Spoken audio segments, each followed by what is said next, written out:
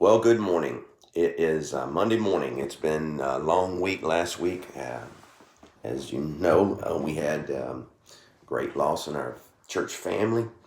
But now we're on a new week here and just ready to get back on track with our Bible study that we've been going through this O.S. Hawkins book. We're coming toward the end. We only have 10 more or so left. And if you're following along, I appreciate you staying with the inconsistency here toward the end, but just hang in there and we'll get it done. Today's verse comes from 2 Corinthians 5, chapter 5, verse 20.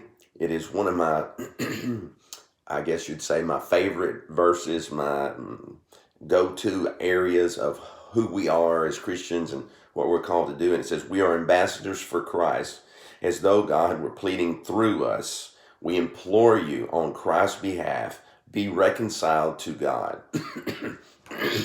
Now, in this verse, it looks at us as all Christians as ambassadors for Christ.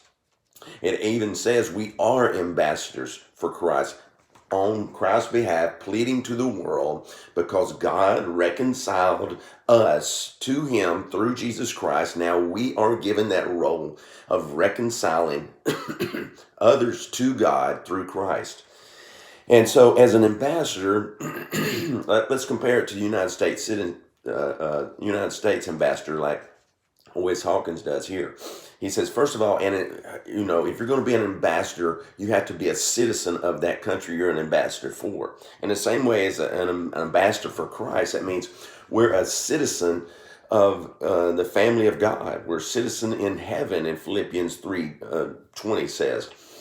We understand that when John was on the Isle of Patmos, he says, "I was in the Spirit on the Lord's day," meaning he was in the Spirit, whose he was. He knew he was a child of God. It's not where we are, but who we are. As an ambassador, they may go to all over the world, but it doesn't mean that they become citizens of those places.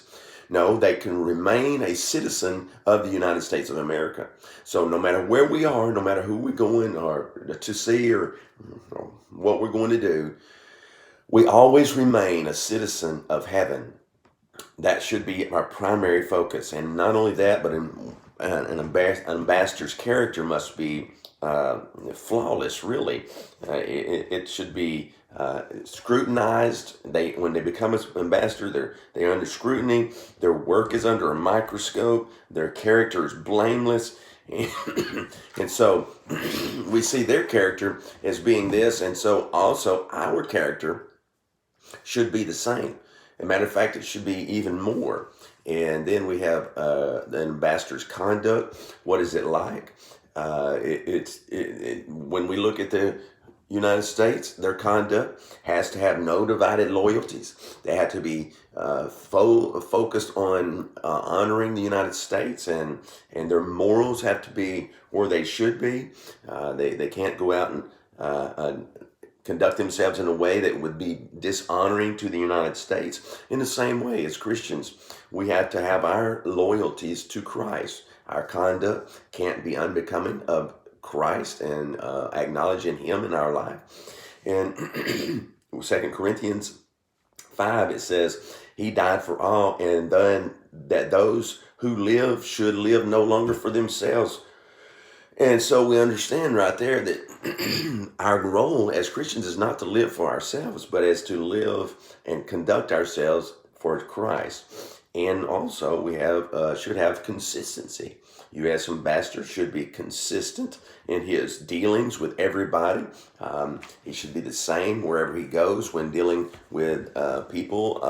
When it comes to United States, he should not, he should not in any way turn his back on United States. He shouldn't join forces with another country behind the back of the United States. Nor should we, as ambassadors for Christ, we should be consistent in our walk with Christ. We should not be treasonous to him. We should not side with the things of the world. We should follow him. And our communication should be very effective. And in the way for that to happen, we have to stay in constant contact with our God. Just the way the ambassador, when he goes, he's in contact with the president in the United States and Congress, and he he knows what they're doing or what they want, and so he's out there advocating for them and for our country. And the same way should be for us. We should be conducting ourselves in that way. And also, the consideration of an ambassador should be on Christ's behalf, representing the nation. If you're talking about the United States, representing them in not an abrasive way, not in any argumentative way necessarily, but he should have considering ideas towards other people, but yet imploring them toward the United States. And in the same way, we have this single purpose in our life to implore people to Christ, imploring them to follow Christ's commands. And so we have this good verse here. It's we are ambassadors for Christ, as though God was pleading through us. We implore you on Christ's behalf, be reconciled to God. Therefore, we understand where our citizenship is. We understand our character, what it should be.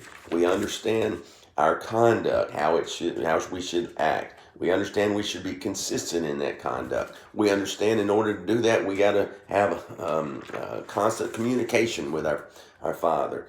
And we also understand as ambassadors, we should be considering what God wants us to do, how to represent in a godly way as we go out each day. So I encourage you today, remember this verse, put it in your mind and in your heart, and live it out this week.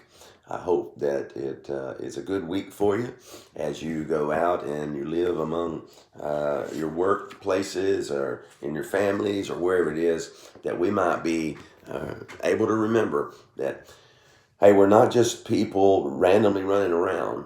We're people who have lives and jobs, but ultimately we're all ambassadors for God, reconciling the world to God through Jesus Christ, ambassadors for Christ.